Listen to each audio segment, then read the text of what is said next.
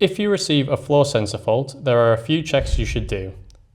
Firstly, open the lid of the APM using the locking key provided in the protective case. Remember, if you are going to check any of the wires, please disconnect the unit from the power supply first. With the unit on, check the LED located on the floor sensor.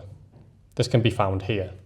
If it is red, this means that either there is an obstruction, the floor adapters are not sat correctly, or the tube connectors are not secure somewhere in the unit. If the LED is not lit, then there is no power.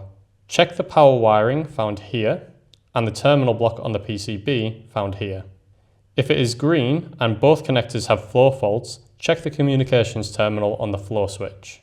If the light is green but is only affecting one sensor, check the J9 PCB wiring for communication with the sensors.